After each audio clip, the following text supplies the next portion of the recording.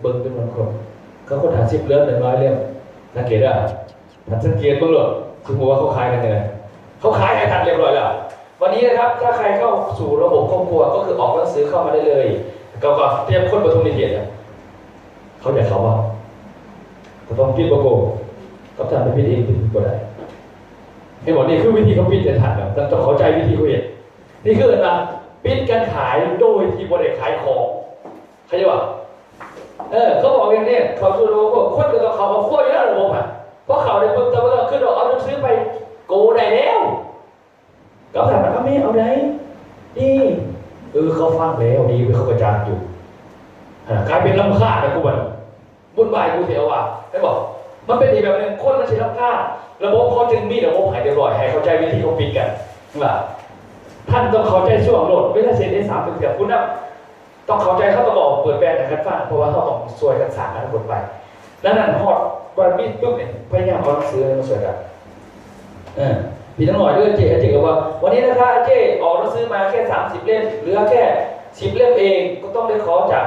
อาจารย์บิ๊กแล้วนะเราต้องจ่ายอีกทีหนึ่งวันนี้คงเข้าหมดทุกคนเลยคือเล่นน้ำกันเห็นป่ะเล่นน้ำกันถ้ามีผู้ใดคนหนึ่งที่ว่าเขามีหยอดโกแล้วหาเป็นโกตัวพี่ฝันมีแล้วสินะยกมือดีค่ะอาจารย์ชวนตอนเข้าสอนสินะวันนี้ของหนูเนี่ยจะออกหนังสือไปประมาณ10 เล่มนะอาจารย์เพราะว่าเขาลงเลยวันนี้เขาจะจ่ายตามไปอีก3 โกนะที่จะเขาจะมาจ่ายเขามาจ่ายด้วยคืออะไรบรรยากาศแล้วคนอื่นไปเลยหนูก็จะเอาด้วยเห็นไหมหนูก็จะเอาด้วยนี่คือเราบรรยากาศเนาะแล้วที่นี่คือเราวิธีเขามีการขายเขาอะไรขายเขาขายเลยแต่ว่าดีโก้บอกนั่นแหละครับวิธีเขาเห็นดังนั้นจริงๆจะไปขึ้นที่ชั้นนอกจังนะผมก็บริมีอย่างเวลาเขาคุยไปแล้วพูดนี่ให้ระบบมันขายตัวมันเองโดยที่เขาไม่ต้องไปตามตื้อไม่ต้องไปตามหม้อนำเสนอแต่คุณค่ากับเหตุผลคุณค่าเหตุผลและทุกท่านก็ไม่ต้องไปตามตื้อตามหม้อไม่ได้ว่าตามเขาระบบอย่างเดียวให้ระบบมันกิ่งเขามันเองท่านนั่นแหละท่านก็ต้องท่านนี่แหละที่เป็นรุ่นรอๆแล้วก็เชิญโหลดแต่ละมือออกการพูดให้เขาไปแล้วว่าแผนเขาไปซอยตัววลีไปขายซอยกันแต่ตัวดีๆไปขายซอยเด็กเขาระบบเขาซอยเด็กเขาระบบพอระบบมันจะเกี่ยวเข้ามาดิปิดกันขายS3มาเดียวมันดีนั่นS1ลงไปให้มันได้ขายของเป็นปีกออกไปโหลดS2ให้เห็นบรรยากาศให้มันได้ขายของมันหยิบมันย่อยนะ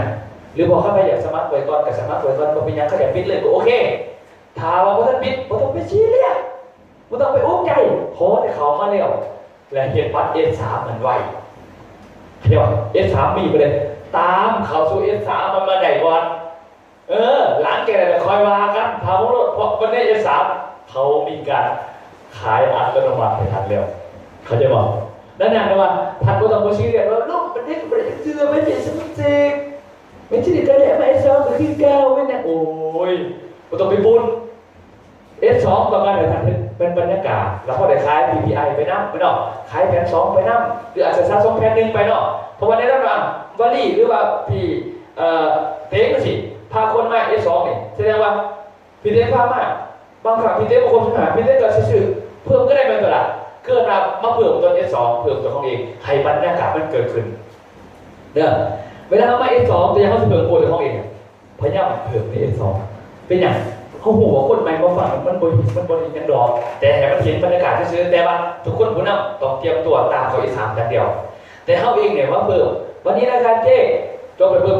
หนูมี3 โกค่ะเจ๊ก็เขานี่แหละลงหรือว่าใครก็ตามที่เป็นผู้นำที่ว่าเพิ่มโกตัวของหรือว่าวันนี้ไปขายของแล้วได้ขึ้นมากเลยสมมติลงใหม่นะก็มาซื้อตอนนี้แล้วเอาของมาเบิกมันบรรยากาศมันเกิดขึ้นไม่ได้สิเดี๋ยวS3มันจะเป็น1 ปีก่อนขายS3ต่อบัตรเข้ามาS3แล้วมันจะเป็นอีกแบบนึง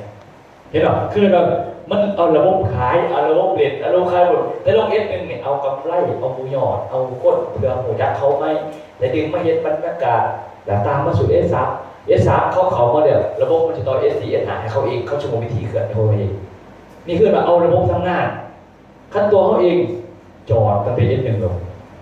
ไม่บอกแต่เขาพิดโกแล้วก็ดังเพื่อนเฉยๆเคยเห็นอะไรบ่อยๆนั่นแหละมันเดินก็ได้สู่ห้องก็ต้องให้เขาสมัครต่อปิดมันตรงเขาเองปิดมันลงโกเขาเองดีกว่าเขาเรียกอะไรเขาต้องเอาระบบเลยครับนั่นน่ะการปิดกันขายต่างๆพยายามขายแต่ใหญ่ขนาดหน่อยแล้วโอเคป่ะโอเคครับประมาณนี้แต่สมมติว่า เขาลงไปพื้นที่จะว่าลี่ลงไปพื้นที่ไปเขาถามว่าลี่ท่านลงทุนไหนลงทุนตัวใดนี่ซึ่งมันนะเขาบอกอย่าบอกราคาพยายามอย่าบอกราคา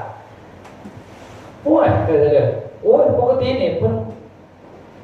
เขาบ่มีหน้าที่มาขายระบบเพิ่นมีแต่เขามาขายสินค้า20 บาท50 บาทนี่แหละแต่ขั้นในธุรกิจทั่วมันก็หลายแหละมันก็หลายแบบมีแต่ใหญ่ๆขั้นน้อยๆอย่างสิเด้ออย่าบอกราคาได้ขาดใหญ่ๆขั้นน้อยๆแล้วแต่เขามาขั้นจะได้เงินเซเว่นก็มีอย่างนี้ก็มีสินะมันก็มีตั้งแต่โอ้ย500,000ลงมาหมดแล้วสินะนั่นสิเด้อ500,000ลงมาหมดแล้วมีแต่500,000ลงมาแล้วแต่เขามาขั้นมาใหญ่คือของอเจดีกับ500,000กับล้านหมดเด้ก็มีเดี๋ยวแต่สินะเขาก็ขายไปขึ้นมาที่อัพลงมาขั้นเริ่มขึ้นนู้นนี่ก็เริ่มบ่ได้แล้วลงไปสื่อนี่มันขายไปสื่อใช่ไปสมานุก็เลยขึ้นนี่แต่รายละเอียดต่างๆโอ้ยไปฟังต้นแต่เฮาพาไปเย็นก็บ่เป็นหยังมาเฮ็ด3เชื่อนี่เอาอย่าไปบอกว่ามัน7,000แต่ขั้นรุ่นเก่าก็เฮาสิบ่ว่าแล้วเฮาขยายน่ะใครบอกเฮาถามว่ามันเฮาบ่เก่าหั่นน่ะถ้าเฮาเก่าแล้วมึงสิเอาโลดอันนี้บอกเพื่อคนที่ว่าเริ่มต้นเป็นบอกพิพันธ์เขาสิไปบอกว่า7,000คือพิพันธ์ก็บ่ได้เด้คนละ3,300จอดเลยครับก็หมายเนี่ยที่ในลักษณะคู่สอนคือผมนี่สิสอนให้นักเรียนมานั่งฟังนี่เท่ากับเพื่อคนที่เขาบ่ได้เก่งคือเฮานำขนาดที่บอกว่าขายไปเลย7,000ก็แม่นดูบ่จบมันก็เบื่อเนาะบัดนี้พูดที่ไปเฮ็ดต่อนี่ได้บัดนี้ไม่บอกว่า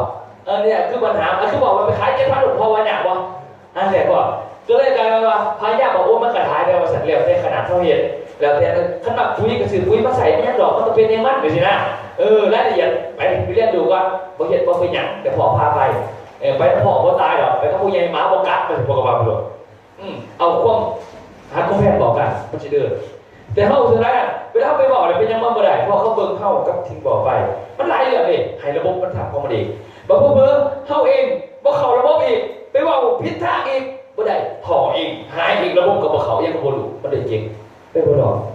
ต้องให้ระบบมันเด่นนำไม่จังได๋โอเคแล้วครับเนาะอันนี้คือวิธีปิดการขายครับโอเคการเพิ่มองค์กรกับการขยายครับอันนี้การขยายสมาชิกนี่ครับสิเบิ่งเนาะจุดเริ่มต้นของการขยายสมาชิกเนี่ยก็เริ่มต้นใส่วิธีนี้ครับถ้าเฮาบ่ฮู้จักคนถ้าว่าข่อยมีสมาชิกเก่าแล้วข่อยบ่ฮู้ข่อยหาคนใหม่ก็บ่มีสายกว่ามีอยู่ก็บ่เฮ็ดเฮ็ดบ่เป็นไม่ใช่สิเห็นคอยกับผมมีคนใหม่เช่นยังไงมีแต่วิธีเดียวเอาสมาชิกใหม่เนี่ยมาเขา OPP ก่อนมาเขา S3 แล้วก็เขา S3 ตอนเขามีไฟนี่ผู้นี้มีโกหรือมีโกผู้ต้องชี้เรียนเข้าใจป่ะคันบ่มีโกแสดงว่าเขาเป็นตัวเชื่อยิ่งพวกเขาระบบนี่เด้อส่วนมาก S3 แหละมันพวกเขาระบบอีกยังบ่ทันเข้าบ่ทันพออย่าสิบอกให้เขาบอกว่าบ่เป็นหยังเจ้าค่อยๆเขาก็ได้จะคอยสะสมเขาก็ได้แต่ตอนนี้เจ้าเขาใจบอกเขาใจอยู่หักนึกบ่มีบอกไปยังไปคอยไปหนูนี่15ขายเองตอนนี้นี่ให้พี่4เบาให้หนูเนี่ยลูกค้าเอามืออื่นเลยนี่แหละใช้มีพวกยาพวกปุ้ยพวกยังหนูลงเองหนูสาวของไปแจกเอาจริงๆเด้อบ่ไม้เฮาบ่แม่นเอามาบอกมันบ่หลอกดอกบ่ไม้ก็คือตีเล็กตอนมันหลอกนี่ซื่อให้มันนัดผู้นี้ให้มันนัดผู้นี้ให้มันนัดผู้นี้ให้มันนัดผู้นี้นัดผู้นี้นัดนี่นะคือแสดงว่าทั้งหมดนี่ขึ้นกับมือเดียวเฮาจับกลุ่มนี่จะเอาไปปุ้ยไปแจกเอาไปแยกแจกปุ้ยกับผู้ใหญ่บ้านขาย550ไปเขา75แล้วแต่เฮ็ดแต่ให้เขา75 บาทต่อกระสอบแล้วแต่นะอย่ามันเข้าไปบ่ได้อีกแต่อาศัยหมอนี่เชื่อมไปครับเชื่อมไปและผู้เล่นเมียในกลุ่มทีมมันดันเอาแต่ทางผู้นี้เอาจับต่อสายกว่าให้เขาโหลดเพราะเขาตกปั่นผู้นี้แล้วบอกว่าสายกว่ามากสายโกถ้าเขาจะปิดโกนี่เธอบริเวณยังไงนี่เพราะว่าอย่างเธอบริเวณปิดโกบอกคะแนนมันถึงได้เชื่อปิดบอกปิดนี่วิธีเหรอไม่บอกแต่ถามว่าโมย่อปิดบอกต้องที่เรียกโมเป็นยังคอยสไปใช่ป่ะเขาจับผู้นี้แล้วก็เอาไปว่าเขาS3ตามเองอย่าให้มันตามเลยยุ่งที่พาวันนี้ไปกินเหล้าด้วยวันนี้พาไปตามไปกินเหล้าดี3เลยบ่ต้องส่วนมากวันนี้บ่ต้องมาS3แล้วรอเขา S4 แบบเดียวบอกว่าบ่ต้องมาดอกเสียเวลาตัวไปเฮ็ดได้มือพุ่นจริงเขาจับตัวนี้มาเบิ่งดูได้เองเอามาS3เขาเบิ่งเองเหมือนเดิมแล้วผู้ใดแม่จับผู้เดียวแล้วไปเฮ็ดเหมือนกันเชื่อนี่จะได้เจอแม่นบอกครับนี่หอดมันจะมาตลอดอย่าสิไปใส่ใจได้ชวนหลายคนหรือบ่ ตัวเองดิจอดแต่ตอนสองคนเหล็กมันบ่เห็นแบบนี้อามาก็ไม่เห็นที่ยังนั่งซื่อๆแม่นบ่ครับพอเขาบอกบริเห็นต่อก็เขาดิเขาเลยขึ้นไปแทนเขาบนเลยสลาดปานนั้นเขาสลาดปานไหนเขาจะถึงเร็ววิธีเห็นเราจับเนี่ยมันได้ดิขึ้นดิเอาขามรถเนี่ยพวกก็ใส่วิธีนี้จนได้10 กว่าล้านของบริษัทเดิมถ้าจะไปหาคนใหม่เดี๋ยวคนเล่าว่าเป็นคนเก่งๆในเป็นมาสุดแอคชั่นนะโว้ยมา100 คนเหลือครึ่งคนนั่นเองต้องขอใจแต่มันต้องใส่วิธีนี้ให้ได้ใช่ป่ะนี่คือวิธีเห็นที่ผ่านมาแล้วก็ได้พ้นมาตลอดได้ป่ะนี่คือจับขับต่อโอเคเนาะนี่คือวิธีจับขับวิธีจับขับวันนี้วิธีนักขึ้นบัดนี้สมมติว่าผู้นี้เขาN3แล้วเฮ้านี่สิไปซอยเขาหรือเฮ้านี่สิไปซอยเขานี่เฮ้าเฮ้าสิไปซอยมอนี่สิซอยวิธีใดสมมติว่าตอนแรกนี่คณะมีคนหน่อยคนนี่บอท่านเขาNได้กระดับไปวันโดดเพราะเขาไม่ใช่มีคนหลายเพื่อจับคนใหม่เขาสุรบแต่ถามเมื่อคนเขามาได้ร้ายแล้วแพ้แต่ไปซอยมีโค้ดแบบโค้ดระเบียบถามว่าเขาN3แบบเขาบอกไปใช่ป่ะเพราะอย่างผมมันหลายคนนี่มันไปพอรอดบัดนี้N3บัดนี้เวลาสิไปหาคนเวลาสิไปบรรยายให้เบิ่งกลุ่มว่าคนนี่นัดนี่เฮานี่บนเขานัดคนนี้นัดว่าเขานัดกลุ่มนี่เขานัดกลุ่มได้ไหมถ้าเขานัด3 กลุ่มมือเดียวมันมีคนที่ต้องการรายได้มีคนต้องการบริโภคอย่างเดียวต้องการฟังเบิ่งก่อนคอยตัดสินใจเวลาเลือกไปหาให้ไปหาคนต้องการธุรกิจก่อนกลุ่มแรก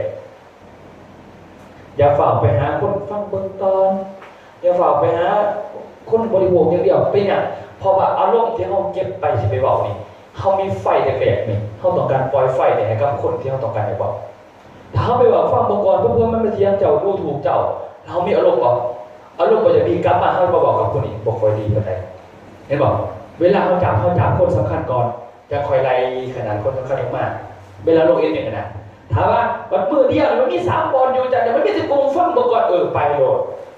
มันเป็นอย่างขนาดเขามันมีกลุ่มเดียวในหนักขนาดแต่ถามว่ามันมีกลุ่มนัดแบบนี้เด็กมันมีคนต้องการ